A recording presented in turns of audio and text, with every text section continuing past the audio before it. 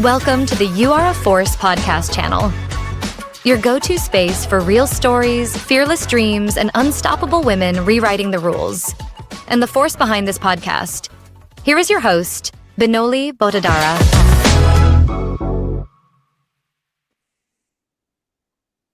Hi everyone, welcome to You Are a Force, the podcast where we spotlight women who just don't rise through the system, but they actually reshape it, creating space and access so that other women can also grow alongside them. I'm your host Binoli Botadara, and it's my absolute honor to have somebody. She's top of her game in a male-dominated investment industry, and that often rewards the noise of trade, yet also she built a legacy through not just her hard work and power, but also with quiet win. From graduating with honors from Stanford University to ascending to the CEO of Stamford Associates, to global leadership roles from BlackRock to Russell Investments, and now leading product for Europe and Asia at CapitalGroup. I mean, she has spent her 26 years of career navigating high stakes, trillions of dollar worth decisions. But that is just a part of her story. What fascinates me is, despite of being 100 most influential women in finance, she has this side of her which is so attractive and fascinating. She is the founding member of Diversity and Project, a board member of the CFA UK, and also someone who I look up to and admire the most. So before I introduce her and before I welcome her, please give a round of applause to none other than Alex Haggard. Alex, thank you so much for being on You Are a Force. Oh, it's such a pleasure to be here. Thank you so much for inviting me. No, it's my pleasure. And when I heard you last time in that conference when you were a keynote speaker, I I was like, oh my God, I have to go to this lady. And of course, you were so authentic and so beautiful with your story, and you were so inspiring. And I was like, this is a great opportunity for me to have you on Euroforce so that we can inspire other women also. So thank you for being here, and you made my day. So before I jump onto anything, I want to start from the beginning. How was growing up as an Alex, as a child? You know, you, before the boardrooms and global strategies actually became your DNA. You were growing up to become an astronaut or a doctor, or you aspired always to be in finance because you studied political science at Stanford. So can you walk us through how was your childhood and what made you come into this world? Yeah, sure. So my background, a bit like my career, is far from linear. My mother's American, my father's Dutch, and I lived in the US until I was 9. We moved around a bit because of my father's job. And then my father's job took us to Paris. And so I Okay. actually lived in Paris from the age of 9 to 18. So as I was trying to make decisions about what I wanted my future to be, I was living in Paris. I was going through the French education system, and I grew up riding horses. And I was convinced that I was going to be a vet. That was the direction that I was going. No way. And so that's where I was going. So I was absolutely not focused on political science. I wasn't focused on being in finance. None of those things were on my radar at all. Yeah, as I was 18, I was convinced I was going to be a vet. Love that. And then you ended up investing into political science after studies, and you started into this male-dominated world. So was it out of I mean, how did that happen? And if you can tell me that, was it, I mean, you didn't have a math background. So was it like an outsider coming into this world of numbers, or did you have an advantage of having a complete different outlook to the numbers? Yeah, had, I mean, again, I've said this before, I had an unusual path into finance. So I studied political science, mostly because I got partway through my biology degree at Stanford and was going to fail organic chemistry. So I needed to find something else. To get And started. a friend of mine said, I think you should really come to this political science class. I think you'd love it. And I went and I was absolutely hooked. And so I went through political science with a focus on international relations at university. And I was going through this in the very, like in 2000, 2001. And so there was like the dot-com bubble was, sort of happening and it had started to burst. And the sort of well-trodden path for somebody like me was either into a consulting firm or into an investment bank. That just seemed to be the path. And I started interviewing with the consultants and the investment banks and just really couldn't see myself in any of them. And I ended up, my first job was actually working for a member of the British Olympic team in horseback riding in Scotland. And because I rode with him, he came to teach a 2-day clinic in Southern California. And I loved riding with him so much. I said, you wouldn't happen to need somebody to come and work for you. Because at this point, I'd finished my classes. I was writing my honors thesis. I could write it from anywhere. And he said, actually, I need somebody to come and work for me. So I ended up taking effectively a year out. I sort of had a gap year after university. Sure. And then needed to move to London, as my mother said, I think it's time you got a job that pays you. So I moved to London and I was trying to find a job, and this is now late 2001. So the bubble has burst. The Twin Towers have come down. It's been a real shock, both sort of emotionally, geopolitically, financially. So there are no jobs. And I was sitting in the pub one evening and bumped into my next door neighbor who said, are you still looking for a job? And I said, yes, because at this point I'm bartending, I'm waitressing, I'm doing just whatever it takes to be able to, try and pay the bills. She said, well, one of my friends at work needs an intern. Yes. The answer is yes. I didn't know what she did, but the answer was yes. So I interviewed at Russell Investments and got a job. I started off as an intern in the reporting team. So I came in a pretty sort of untraditional way into financial services. And I think partly because I kind of wasn't coming into the investment team, the thing that I brought with me that helped me make progress early on was a willingness to really commit to getting the job done. And from a relatively early stage, a pretty good sense of people, a pretty good EQ. I didn't really know what that meant at the time, but I could read people, I could get a sense of what they needed and how to get on with them. And so those were sort of the early stages. So I didn't have so much of the worry about the spreadsheets because I kind of wasn't really operating in that space. It was much more about just being willing to get the job done. I love that because I think you were sort of just going with the flow, but also giving your 100% whatever was given to you.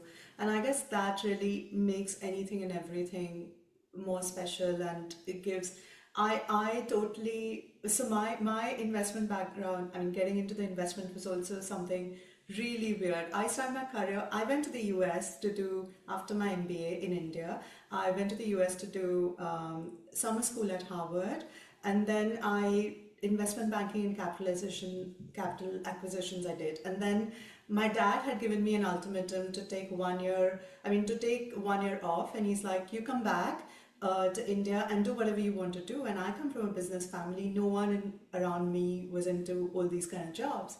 And there was nothing else. So I literally had a role which was offered to me while I was doing my MBA, which is in life insurance sales, which I had no clue what I was getting into. But I was like, yeah, I'll start, doesn't matter.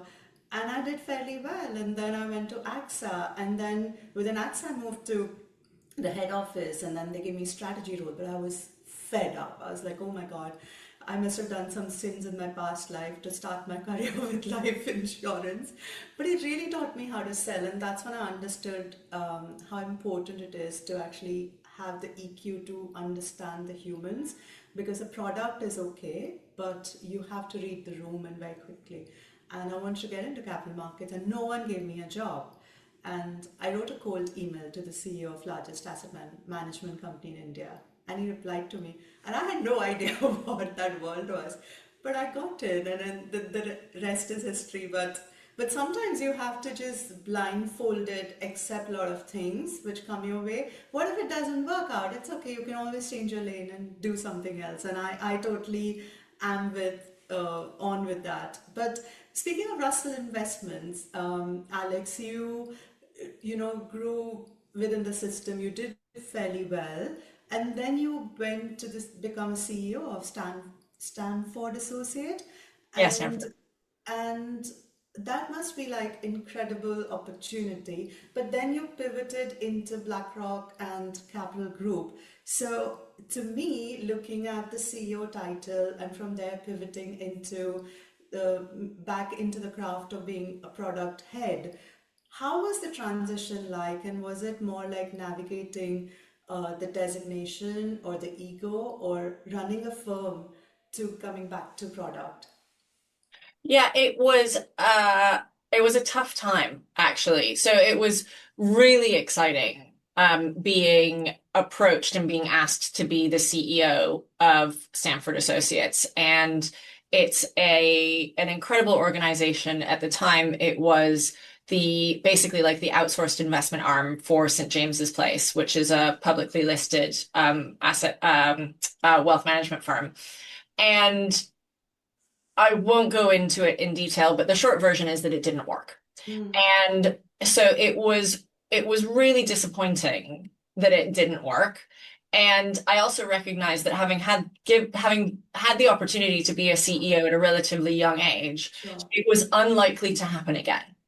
And so I went through a process. I definitely went through a grieving process that it hadn't worked, but I had tried really hard to make it work.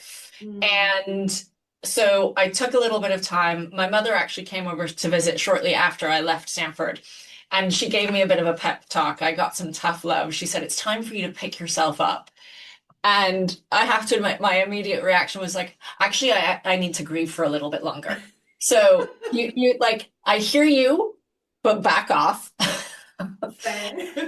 And but then once I'd sort of dusted myself off, I first of all realized that actually I had an enormous amount of benefits to sort of take from the experience. Mm, Not least learning how to manage a really big relationship because I was responsible for working with St. James's Place, but also the Stanford Associates has some of the finest minds in manager research in the industry, and I got to have a lens into that. So there was so much good to take from it. mm, mm, And so then as I was looking for new roles, I engaged with headhunters and I really sort of lit up my network and ended up accepting a role at BlackRock. And initially it was actually to go and run consultant relations for the EMEA region at mhm, BlackRock. mhm, Um, and I went in and it was a really exciting opportunity, but I again just wasn't quite the right match for the role. mm, mm, But I was so lucky because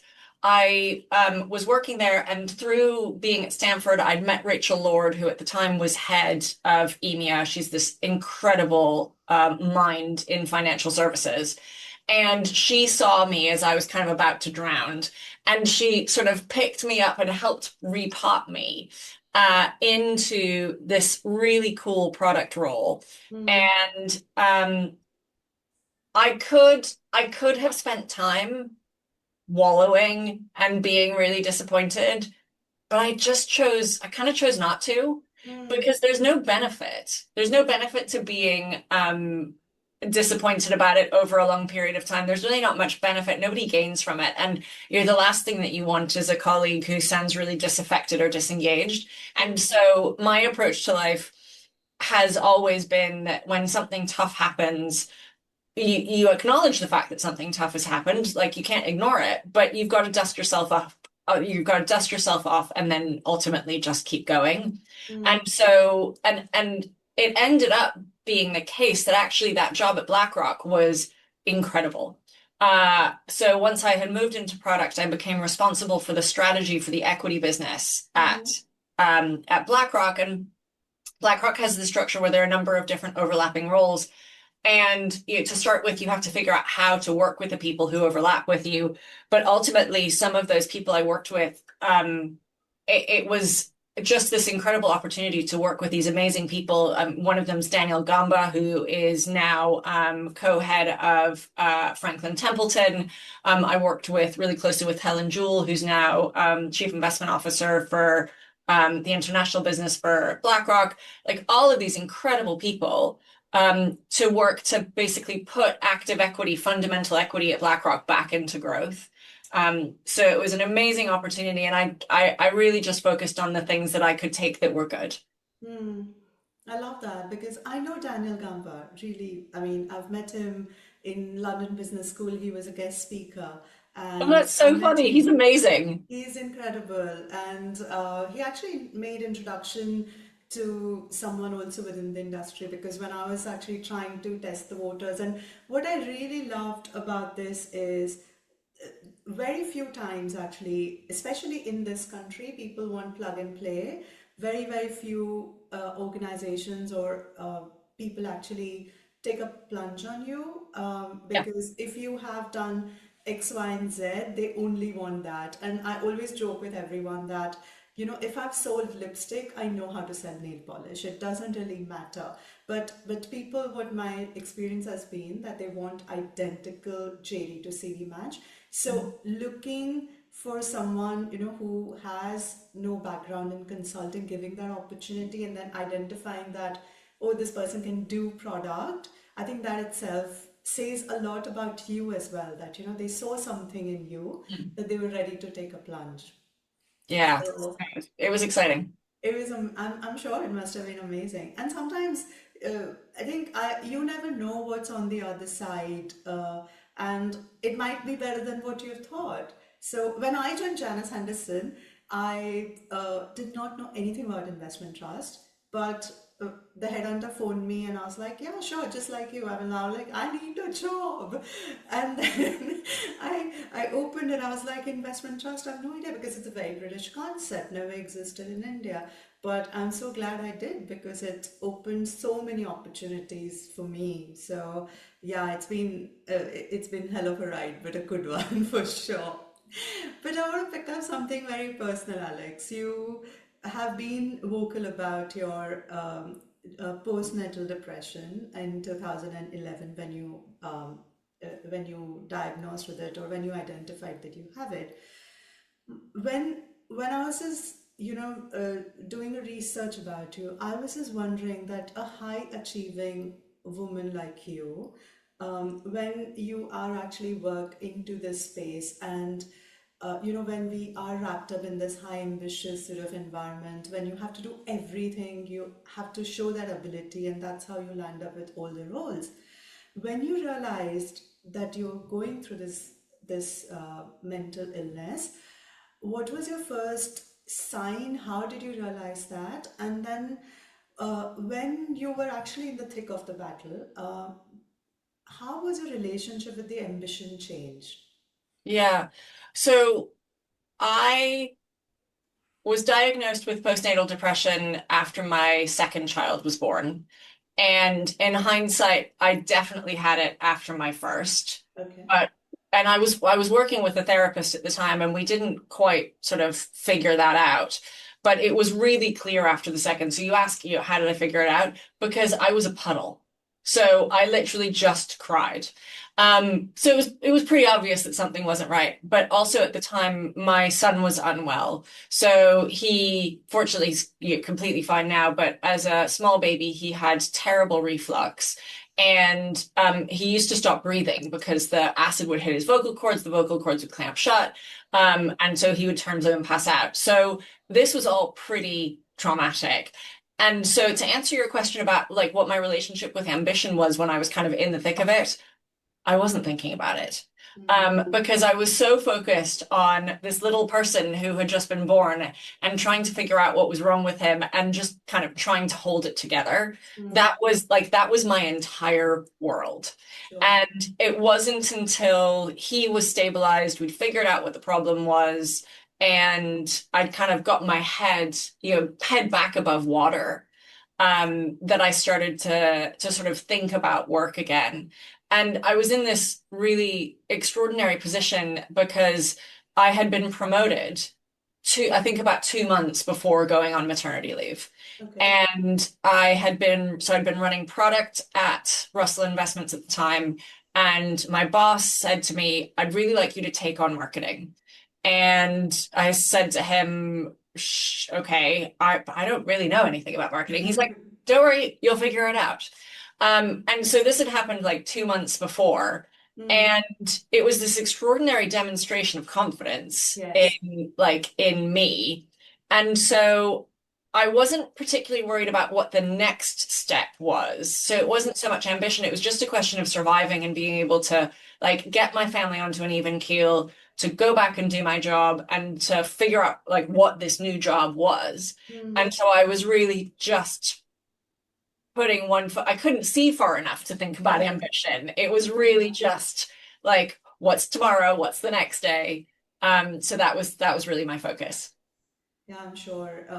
Yeah, at that point in time, I think that consumes all your Everything. energy pretty much. But Yeah. speaking of, that side to something which is very close to your heart and we're Mm. very passionate about, that you are an international 3-day eventing athlete, which is so cool. And where did your relationship with this horse riding begin? You spoke about earlier, but how Yeah. did that entire thing start when you were a teenager? And then did that sport, riding horses, teach you anything, how to perform under pressure unknowingly, because you're relying on this 1,200-pound partner who you need to control, but you can't really have the entire control as well. So how did that entire thing start, which is so cool, and what did you learn out of it, which you can translate into business today?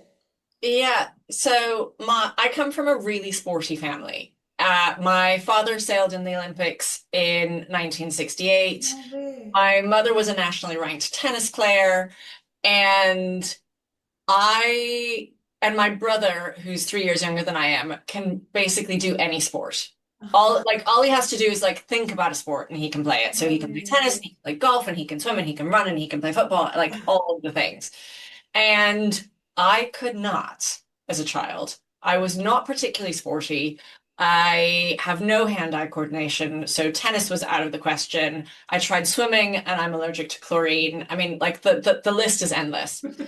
And in this slightly sort of odd circumstance, I was about 11 and I hadn't found my sport, and I felt like I had to find my sport. Something. And a friend of mine said, would you like to come to a riding lesson? And I said, yeah, I'd love to. And I fell head over heels in love with riding, like Yeah. instantly. I mean, people talk about like falling in love, like what's it called? At the first Yeah, sight. at the first sight, I fell in love with horses. Like that is, I've never had something hit me quite like a thunderbolt in the same way. Really. And so I, and I am somebody who, once they've decided they're going to do something, I'm going to do it. I'm going to do it to the absolute best of my ability. Mm-hmm. So within a year or two, I was competing. Within a year or two, well, probably about a year after that, I managed to convince my mother to buy me a pony. My poor long-suffering mother, who is not horsey at all, but who has been the most incredible supporter of mine, not just through my childhood, but for my entire life. And so I rode competitively through school. I was second in the French championships in 94. Wow. I was picked to be on a French team for the European Championships. And then I rode when I went to Stanford as well. My mother jokes that she sent me and two horses to Stanford. Um, like her support was just amazing. And I was on a long list for the US team for the 2000 games. Mm-hmm. So I was, I mean, as you can tell, I was like really all in, and enabled by supported by a very, very generous mother. What I've taken from writing is I think the most important thing is the requirement for continuous learning. Mm. So the wonderful thing about writing is that you train with a coach. Particularly if you want to do it in a sort of like in a high performance way, you train with a coach. You train with a coach all the time. Okay. And what's so interesting about work is that you mostly do your job and then you have like this tiny amount of training. Hmm. And sport is broadly the other way around. You have tons of training and then you have tiny bits of performance. And so you are constantly learning. So if you can't take feedback, if you can't adapt, if you can't like listen and process and be willing to put yourself in a position that feels uncomfortable, Hmm. because learning is always uncomfortable to start with, Sure. then you're not going to make any progress. So that's one really big thing. Um, the benefits of growing up as a and still being a writer now, I think, are enormous. And I could like we could spend an entire podcast and I still wouldn't have finished talking about the benefits of writing. And I'm so glad that my 16-year-old daughter rides, and she is as passionate about it as I am. Um, In the but I genes, think right? one of the other things is this idea of like of communication and of listening to the person or the horse, that you're basically performing this sport with. Hmm. So horses, you basically create a shared language through the training of horses, and you do a lot of repetition. But over time, if you're lucky, you create this really amazing bond Hmm. where you influence each other and you Okay. communicate, and the communication is both ways. Really, And when that works, the feeling is unlike anything I've ever felt. Um, really. the like both like the joy, the endorphins, the pleasure that I get, the joy that I get from writing is just so like different. But if you take that, and I think what you get is a combination of communication and flow. Hmm. And if you take that into work and you think about like all of the effort that goes into it, but those moments at work where you have that combination of like being like having a partnership with somebody who you're working with and like finding that flow, Hmm. I think it gives you an idea of what a great working environment can feel like. So Hmm. that's another thing that I would say I've sort of brought from writing into Hmm. work. But I mean, I could go on for a really I long love it. You are so passionate about it. Your eyes just light up. So, time. how many horses or ponies do you own now? Right now, so my competition horse, who I've had for about 10 years, is now retired, Okay. and she is due to have a foal any day now. So, Oh, she is like, she's the light of my life. And what's her then name? like her name is Maggie. Maggie. Oh, Maggie, nice. yeah. And then my daughter has a pony called Beau. He's French and he's handsome, so he had to be Beau. Of Uh, course. and actually, that's all we own right now. We had got to five at one stage, which was too many. And because I've had some health issues recently, one of the things I did last year is we needed to really simplify. Hmm. And so I reduced the herd. Actually, I lie, there's one more. I've got another broodmare called Rue. And the reason that I have her is that she is the daughter of the horse that I competed when I was up in Scotland working for Ian Stark. And she came up for sale as a broodmare last year, and I just couldn't let the opportunity go. So I'm going to have three. Oh, Yeah. oh, I love that. And they're like your babies, aren't they? Oh, they are my babies. Yeah. Yeah. And they want for nothing. Oh my God, I would love to. I would love to actually see you ride and I would love to meet them. I'm very scared of animals. I'm a vegetarian, by the way. Yeah. I adore not, I mean, I'm no saint, I wear leather, but I don't eat meat and Yeah. I do not want to harm animals. And I've done a lot of charity work also to, Yeah. invest. And I go to Royal Ascot almost every year to see Yeah. the horse racing, which is unbelievable. And they're so I love beautiful. Ascot. And these horses, oh my God. And Yeah. sometimes I just wonder that this can't be without the chemistry between the jockey and the horse. Because if equally a good jockey cannot ride and give that kind of performance, do you agree with that? So I also ride racehorses. So I actually have some experience. So since 2020, I've been exercising racehorses. The reason I got into it, was I was introduced by a friend of a friend, and we've got a racehorse trainer who lives like 5 minutes down the road from we are, because I live in the middle of the country. I live in Wiltshire, which is like horse central. Okay. And in 2020, when in lockdown, you couldn't go anywhere, you couldn't be anywhere. Yeah. But if you were looking after horses, then you could actually be around other people. And Okay. so I started riding out for this incredible trainer locally. And I think it was one of the things that saved me in COVID was actually like seeing other people other than my husband and my children. Um, and so I started riding, and so I've actually ridden in a charity race at Newcastle, not at Newbury. Okay. And most Saturday mornings I go and ride racehorses. And I agree with you that communication between jockeys and horses is incredible. And what's even more extraordinary is that many of them will never have ridden the horse that they ride in that race. Like that happens a lot. So their opportunity to get to know that horse is literally from when they get on in the parade ring out to the start line. No way. That is like the sum total of their communication. But because jockeys spend so much time building those types of communications so fast, they are such incredible horsemen and horsewomen that they're able, like the good ones are able to do it. And the good ones are able to get literally like magic out of these My horses. God, I Yeah. can't imagine. It's Yeah. a different world altogether. It is. I am in awe of that. And yes, but I want to pick something from that Yeah. horse passion to the diversity, which you're also very passionate about. And before the whole buzzword of diversity became a hard, KPI into the boardrooms and everyone's sort of job spec, you were a founding member of Diversity Project, and so can you tell us about what that is and what was that one uncomfortable truth or stat you learned, which is so overwhelming while you were discovering the Diversity Project? Yeah, sure. So I was one of the founding members, as you say, of the Diversity Project. And it was after I was actually in between Stanford Associates and BlackRock at the time. And through being the CEO of Stamford, I'd met a number of investment industry leaders, including Dame Helena Morrissey.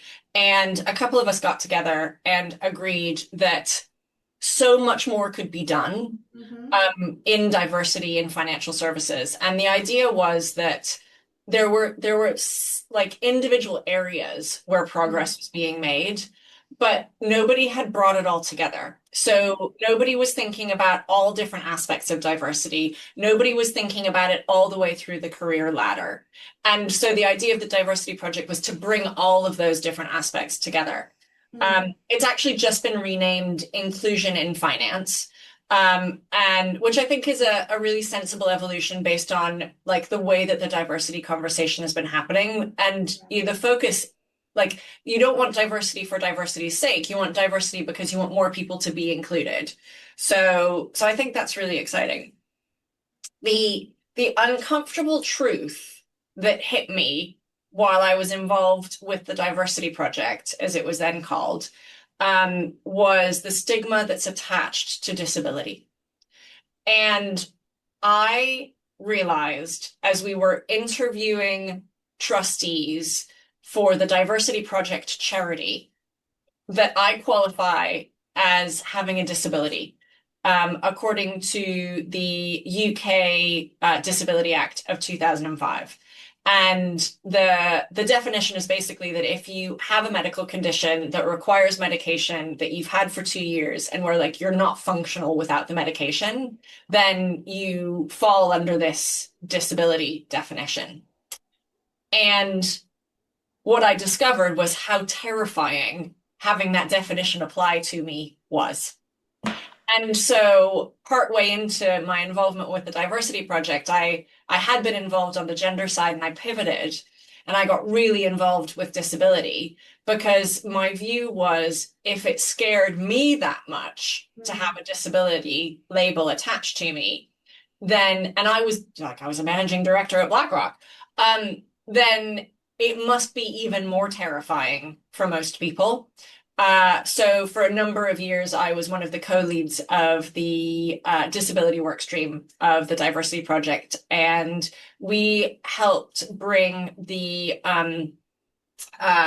what's it called? The disability confident. It's a UK scheme for companies to basically be able to say, we support people with disabilities and we want to employ them. We helped get that much better adopted in financial services. I love that because I was genuinely wondering because you've been so vocal about your mental and physical health issues that it actually made me wonder the same thing that being fragile and being open about talking about these things, and how do you break through this and still find a promotion or a seat on the board, and your reputation will not be impacted in terms of your output. And did you have to like convince employers or anyone while you were working and you were diagnosed with this disease, and did you even have that uncomfortable talk with any of your managers ever? Oh gosh, I've had so many uncomfortable talks with managers about it. Not least because, I mean, there have been times in my career where I've had to be off sick. So I was off for a couple of months when I was at BlackRock, and more recently, I was off for a couple of months here at Capital Group. At BlackRock, it was mental health. Here, it's because it turns out that I have a tick-borne disease. I have Lyme's disease. So I'm certainly familiar with uncomfortable conversations with employers. My perspective on it is that nobody goes through life without having some sort of mental challenges. And everybody gets to decide how they engage with that. And more people should be able to feel more open about having the conversation. And so if I can't be open, Mm, how can anybody else feel that they can? And so that's really been the driver for me. Um, mm, and I haven't asked anybody's permission to talk about it publicly. Um, I decided when I wanted to start talking about it, it was actually at a disability project or a diversity project event that I described myself as I outed myself. And I just now, like, if I'm having a conversation about leadership or career progression, I tend to sort of sprinkle it into conversations to try and normalize it mm. because it's going to happen to lots of us. Yeah, Um, it's something that we all have to think about. There are increasingly fantastic doctors who are able to help, as well as prevent. yeah. And so it, I feel like I have an opportunity to be able to be helpful. I love that. And also, perhaps, even if you don't have it, if you know someone else has it, and then you would be able to be more empathetic and Yeah, understanding, right? Even if that person is not vocal enough to exactly. explain what they're going through. So I think it has multiple effects what you're doing. And I mean, I mean, bless you for that. I mean, genuinely, it's so empowering and so empathetic to actually see what you do. And speaking of this disease, and if I may ask that after 18 months, you find, I mean, your treatment with the doctor in Washington, D.C. So I was just wondering that how was it to actually go through those 18 months? What was the hardest part of, going through the physical symptoms or having the uncertainty of not having any answers since you had to find 18 months to find the right doctor and the treatment for you? And when you were navigating a condition, how was it to actually deal with people who did not actually understand what you're going through? Yeah. So the biggest frustration or fear was that I had no idea what I had, let alone anybody else understanding it. Hmm. So, I like the symptoms are brain fog and fatigue. And the difficulty is that brain fog and fatigue is a symptom of so many things. And it's really easy to look at somebody who has those symptoms and think, just like pull yourself together. Hmm. And so, and I was really unwell for a couple of months. I was basically in bed. I couldn't, I mean, I stopped driving because I was worried that I wasn't safe. Um, so the difficulty for me was in not knowing what was wrong. Hmm. And we've sort of uncovered a number of entirely sort of treatable conditions along the way. which we've addressed. But I got to the back end of last summer and I just still wasn't right. And so that was at the point at which we then went for like the next level of, okay, we need to do more digging. And I think like the thing that I feel very fortunate about is that I am able to bring together a team of medics who are really supportive, who are completely on side, who know, like, they know what I look like when I'm right. So they know how far from right I am when I'm like not functional. So they've all really been wonderful in going on this journey with me to like get to what the answer is. So yeah, so that's and also I mean it's been really interesting.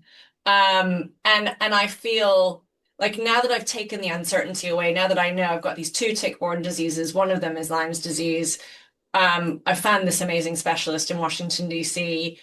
He's pretty confident that we're going to be able to get rid of it. I may have some residual symptoms, but I have a path. So I think like the thing that I'm taking away from this is apart from being really fortunate about like being able to bring these doctors together, it's that I trusted myself when I knew I wasn't right. And I have not stopped searching for what the source of the problem was. And, there have definitely been people along the way who've been like, maybe this is just like, is this just like menopause? Is this like, or is this just life? Is this just aging? To which I said, yeah, that's not good enough. No, and Godspeed, and I really wish and pray that it happens very soon. And because we need women like you in the workforce and otherwise also in the world. But I also was just wondering that from the proximity of being a senior member in all these large corporations and having the network, we often talk about glass ceiling, but we do not talk about glass walls. And what I mean by that is women enter in the workforce, but very few can actually rise on the top. And through your lens, where do you think women actually truly getting stuck, and why there are only very few on the top at the MD or CEO's level? Uh, so is it like the confidence is lacking, or because there's no competence lacking? But according to you, where do we miss? Where does that I don't know, where do we miss out on that entire Yeah. transition? Yeah, I don't know that I have a particularly unique perspective on this, but because I think actually we lose women everywhere. I think we've got a terribly leaky pipeline of women who, it is, there are certainly numbers that we've seen that show that when there are redundancy rounds, women can often be affected more than men. Women don't get promoted as quickly as men. Women get to a stage in life where they have other people that they may need to care for, whether it's children or parents, and the societal structure is such that that often falls to women, and so they opt out. I'd like to be optimistic about the fact that a lot is like that the world is getting better, and that I mean you and I were both at this wonderful women in distribution event 10 days ago, and there is no shortage of female talent in fund management. That room was packed. Yes. And and a lot of those were really quite senior women. We had this wonderful panel of managing directors across lots of different fund management firms. So I'd like to think that we're making progress. But I do think that it needs to continue to be a focus, and whether it's women or other aspects of diversity, to really bring all of these different perspectives in. Like, we know companies perform better when we do that. Yes, and McKinsey study shows that 21%, the company actually makes 21% outperformance because they have the multi-gender teams. But still, we actually, and that event was so amazing to see all these women, and it was so inspiring. But we still do need male allyship, right, to actually sustain and survive, because unfortunately, it's still a male-dominated industry. So how do we move the needle from just, recommending or connecting with somebody on LinkedIn who is a man, to actually find that sponsor in that person? Or, sometimes where these men are actually putting their own professional capital at stake to actually put your name as a mentor or sponsor. So, if you have any advice, if you have done something different in your career to find this male allyship who could be your sponsors or mentors, and if you can share any piece of advice or wisdom. My advice is actually remarkably simple, which is to find, and actually it's whether it's men or women, but find people, particularly like, I mean, the easiest place to start is in your own organization, and find people who you can show the value of the work that you do, who like recognize what you bring, and develop a relationship with them. Because I have certainly not seen it be successful that you initiate a conversation and say, please be my sponsor, without the person on the receiving end knowing like who you are, how you might be able to interact. So I think it's a much more, I think it's easy to put a sort of sponsor label on it, but what you're looking for is, people within your company or people within your industry who are willing to advocate for you because they know you. And so you've got to build relationships. And so then the question becomes, how do you build those relationships? Within a company, the easiest way to do it is because you do good work, and you do good work that somehow helps the person, or that they're able to see benefits the organization. Yeah. Otherwise, another way to do it is through network. So I've been really involved over the years with the CFA Society of the UK, and there, I joined the board. And so through working together on the board, I've met lots of fantastic people who have then been willing to, say, put me forward on, headhunters lists when I was looking for jobs or things like that. So I think you can kind of overthink it. Actually, what you want is good relationships. And just not be shy. Like, I have been extensively networking ever since I came to this country because I had to start from zero. I was doing exceptionally well in India, but that's not enough because no one cares here, and I had to start from zero. I had to open every door. And when you were talking about this, I experienced that in Janice Henderson, so one of the very, very renowned fund managers, and I worked very closely with him. And I joined Janice Henderson as a maternity cover. So when the cover was coming to an end, they had a hiring freeze and everything. And later on, they extended the contract, and I got to know that that fund manager had written email to my bosses that you can't let her go. And because he and I worked a lot together, and then he later on told me, my bosses never told me, but he told me that I did that for you, and I was so honored and touched. And then he went on, becoming my mentor, and then he sort of guided me through a lot of stuff.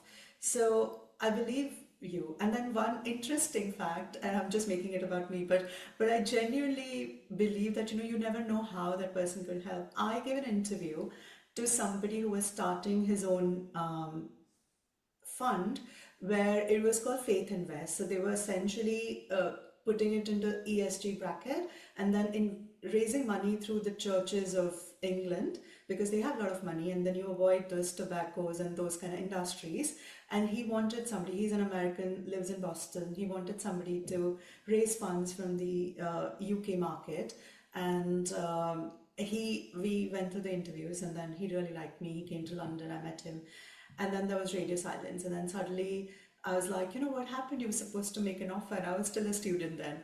And he goes, can we jump on a call? And then he's like, I'm sorry, I was supposed to get a funding. I do not have it, so I can't even pay salaries, okay? But what I can do is, I sit on a board of this asset management company. I know this friend. I know this hedge fund manager, John Sorrell, who is now the CEO of Rathbones, and I can make introductions. And I was like, oh my God. So he did not even have a second of work experience with me, but he sort of believed in me. Then he did that, and I'm forever grateful. So sometimes, you never know how the other person would just come into your realm and then help you. Yeah. Yeah, So, absolutely. yeah, if you're just open with the idea, and honestly, I do not meet anyone with the selfish motive or objective. Even if that person gives me that 1 hour, that's more than enough Yeah. without any tangible benefit. I think that also sometimes puts people off, right? That you, as soon as you go and you start asking and demanding, can you do this? Can you do that? No one wants to. I, I think you have to build a relationship before you ask for somebody to help you. Yeah, yeah, If because, it's more than just giving you some time. hmm. Otherwise, because you want to build a relationship, not have a transaction. Yeah. And Alex, did you, I'm sure you would have, but is there any vivid memory of any instance you had when you were in the boardroom or in a high stake sort of meeting and you had to shrink to fit and sort of you refused to do it, and then ultimately the mood or the vibe in the room just suddenly changed, and did you say something specific or do something specific to own your space? So it's a question that brings back something really vivid for me. I was made head of product for Russell in 2008. Mm-hmm. And I was then chair of the product committee for the EMEA business for Russell. And I used to run this product committee and it had and so all of my other management committee colleagues were on it and they were lovely. They were absolutely lovely. They were all men. They were all at least 10 years older and they all had wives who didn't work. And what I observed was that I would go into these meetings and I would say something, and with absolutely no malice whatsoever, they couldn't hear me. They literally, it was as though that I hadn't said anything. And so what I realized is I needed to do something different. And I happened to meet this amazing woman at a networking event who is a Lambda trained theater director Hmm. and who was setting up a communications coaching business. Okay. And on a self-funded, I started working with her and I used to see her once a week. She used to come into the Russell offices and she helped me change the way that I communicate. Wow. She helped me change the way I use my voice. She helped me change the way I walk into a room. She helped me change the way I use my hands. She helped me change the way I take up space in a meeting room. So you said shrink to fit. The traditional thing that women do is they take up very little space at the boardroom table. Or they don't even sit at it, they sit behind it. Hmm. And she had me walk in and set up my glass on one side, my phone on the other, and she's like, take up some space. You Hmm. own this, you deserve this. Hmm. And so over a period of I think years, because I still work with her Hmm. for events, and she's wonderful. Um, Through this sort of over this period of time, I sort of changed the way I show up. So it wasn't a single moment, but it was much more of a I just need to show up completely differently so that my the ideas that I have can be heard. Hmm. And it's this George Bernard Shaw quote that is what is it? The greatest illusion of communication is that it ever happened.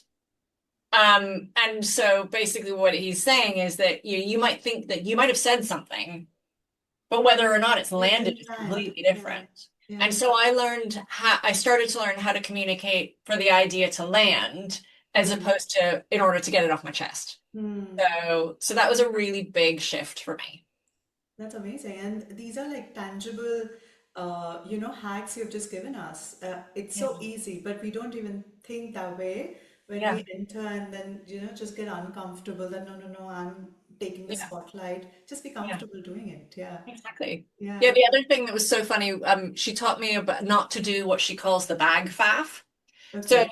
you walk into a meeting room, you've got your handbag, you put it down next to the table, and then you put your head down below the table while you dig all of your stuff out of your handbag. If Yeah. you do that at the beginning of an important meeting, you've lost. You're Why? done. Because you're not focused on the person in front of you who you've come in to meet. And that there's this idea that people make their opinions of you within Milliseconds. milliseconds of meeting you. Well, if you've got your head under the table, what impression are you making? you're not even there to make an impression. So you're just losing all of this time. So I walk into a room, I've got like a folder that has my iPad and my notebook in it. So, and I can just like I pull it out of my bag and it's got everything and it just goes on the table and that way like I'm there. Mm. And it's just little things like that that make a really big difference and like walking into a room as though you're meant to be there. Wow, I love that. And I always do the thing which you said about the bag. I was just thinking, yesterday I did that. So I Yeah. went and I put my bag and I took my laptop out and I did all of that. But Yeah. now I'm going to remember, I'll make it a Bag flap. point. Yeah. Yes, make it a point, absolutely. Yeah. And Alex, speaking of products, you have been very vocal about cash trap, which is Yeah. for our audience which doesn't understand much about investments. It's about holding cash which is not actually growing for you and Yeah. which is actually erosion of basically purchasing power, which is staying in liquid. Yeah. So, but at the moment, even Berkshire Hathaway is all-time high sitting on cash, which Yeah. is a very different view because Warren Yes. Buffett is sitting on 325 billions of record high cash. So Yeah. effectively, he says that there's a lack of entry point for this particular reasons, for various reasons, because of political tensions, tariffs, and whatnot. So, how are you looking at this particular aspect into the inflationary environment? Are you still believing into cash trap, or are Yeah. you ensuring your clients aren't missing out? So what's your view on that? Yeah. I mean, my first view is that I'm not Warren Buffett. And so it requires an extraordinary amount of knowledge and skill to be able to think that you might be able to time the market. And data shows that people can't. So there's this incredible study called the Dalbar study in the US that shows that the average US investor underperforms the market by 7% per annum because they're trying to time in and out of the market. Hmm. So Love that. the so my short answer is like don't try. And if you're invested for a long enough time frame because you're investing for retirement, you're investing to to support your children's education or whatever it is, Mm-hmm. then the fact that valuations might be quite compressed at the minute doesn't matter. So I'm fully invested.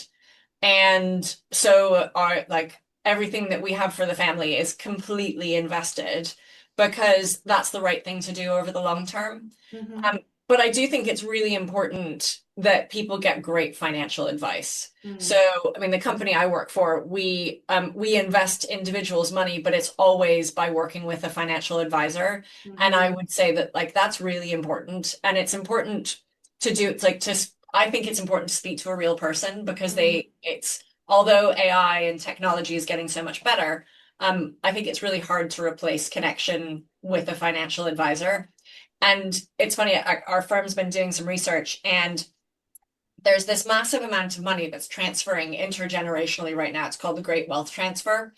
And we've done some work, and one of the things that we've uncovered is that the people who are inheriting this money Mm-hmm. are more likely to use social media to make investment decisions than a financial advisor, No but they're way. also really likely to regret the decisions that they make. And so for me, that just sort of comes back to the value of getting really good investment advice. And that's a huge opportunity as well for all the firms to actually get it right. Huge, Yes, huge. Yeah, yes. So if really. I'm going to ask my cheeky question and no financial advice from you, but if you were to if you were to put your 1 million today Yeah. in this market and in this I mean uncertain times, Yeah. where would you or how would you allocate which assets? Yeah, so for me, given how long I expect to work, I'm 100% global equities, all country, so developed and emerging, and managed actively. I've always worked for active managers my entire life, and I really believe in the power of compounding positive performance above an index. And I Hmm. think that right now, even more than ever, with the concentration of markets, having somebody who is looking at how companies are actually performing and what the investment opportunities are is so important. So Hmm. for me, it's, yeah, all in active global equities. And small cap, large cap, or multi cap? Like multi-cap. I mean, a lot of the biggest opportunities are in the larger cap stocks. But yeah, a good global equity fund. I love that. Yeah. And without further ado, I'm cognizant of your time. But last but not least, if Mm. you were to give one piece of advice to all the women who are listening today, what would you give? Never underestimate the power of putting one foot in front of the other. Love that. Do you want to expand on that? Sure. Um, I have found that a willingness to put one foot in front of the other, even when it feels like the world is ending, for whatever reason, whether it's geopolitical, whether it's personal, whether it's something that's going on at work, um, a willingness to just keep putting one foot in front of the other to try and like find whatever it is that the next day requires in time. I mean, it's a bit like compounding. It yields enormous benefits. And a willingness to kind of take whatever the knocks are on the chin and figure out what you can learn from them and carry on. So it's not terribly sexy, um, but it's worked for me. And I'm sure it would work for everyone else. So before I let you go on that note, I'm just going to ask some rapid fire questions, whatever comes Yes. to your mind, very Yeah. quickly. If you Mhm. were to meet 16 years old Alex today, what is that Mm. one thing you would tell her? Have more fun at university. What's the best piece of advice you've ever received? Get an executive coach. Amazing. Yeah. If you were to hire someone today in your team, what are the three attributes you would want in that person? Uh, Judgment, EQ, and the ability to influence outcomes. Amazing. Is there any book you profoundly, which profoundly inspired you or you would highly recommend everyone should read? Yeah, so I keep coming back to this book that was recommended to me by a colleague a long time ago, and it's called Chasing Stars and Okay. the Myth of the Portability of Talent. And it's about what happens when analysts that are like top ranked by the Institutional Investor magazine, or was magazine, now I guess it's online, what happens when they move between companies and which ones succeed and which ones fail. Okay. And one of the things that it says is that your success is due to you alone, but it's also due to your environment. And to me, it highlights the importance of finding the right company to work for, one that really helps you thrive. Um, and I feel really lucky because I've found the company that makes me thrive. I love that. And I recently saw a quote actually that when you pray for your job, just do not pay for the money, but also pray for culture and peace of mind that that job gives you. And it's so deep, but so important to actually pay attention to that too. What is your go-to self-care everyday routine? Bath. I have a bath. Yeah. Fair. Which woman from past or present inspires you the most, apart from your mom? Apart from my mother's, oh gosh, so that was going to be my one. Because my mother is 79 and she still works full time. Amazing. And she is the coolest, like most amazing person. So failing that, uh, I think I'm going to say Ruth Bader Ginsburg. Yes, of Yeah, course. What she's she's pretty achieved cool. and what she did was quite Yeah. incredible. Mhm. Where do you turn for your daily dose of knowledge or inspiration? Any reads, any podcasts you would recommend, any shows? Uh, so I'm gonna cheat slightly and give you a slightly different answer, which is my daily dose of happiness. I have an awful lot of baby sea otters on my Instagram. I think baby sea otters are literally like the cutest things ever. And so when I'm feeling a bit like overwhelmed and down, the way I get my like happy hit is that I look on Instagram and I've got baby sea otters. Really? Yeah, it's a little random, but yeah, Well, it works for you for sure. exactly. And what are the some of the networks or communities you would recommend women to be part of to elevate their game? Well, so the diversity project now, inclusion in finance is incredible, and there's so many ways to get involved. So I've got to mention that one. And then in financial services, also, if you take it from a like a skills perspective, the CFA societies, whether whichever country they're in, are incredible. So Hmm. those would be the Hmm. two. I know someone, do you know Sunil Singhania? He was also part of the CFA Society. I think he was an India head or something. So he was the CIO of Reliance.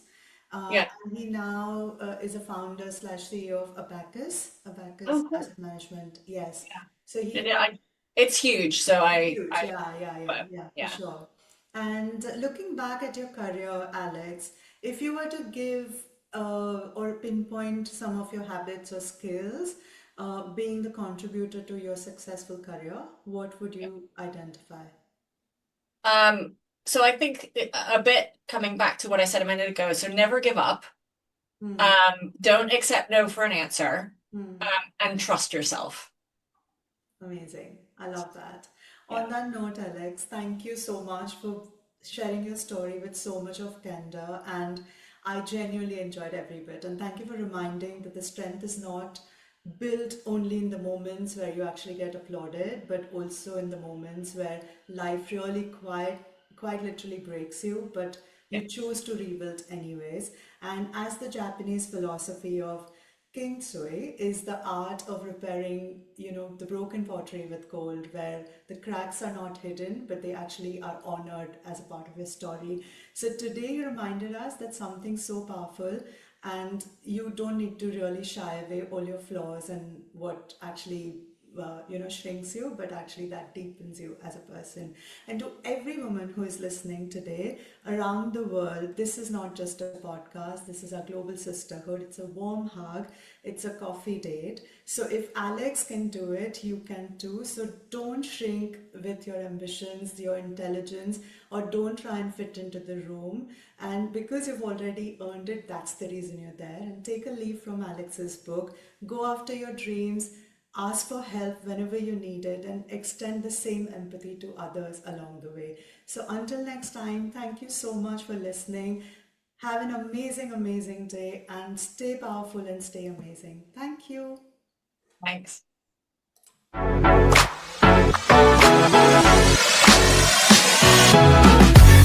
Thank you for listening to You Are a Force. Hit subscribe and join us next week for more powerful stories from women rewriting the rules. Until then, keep building, keep leading, and remember, you are a force.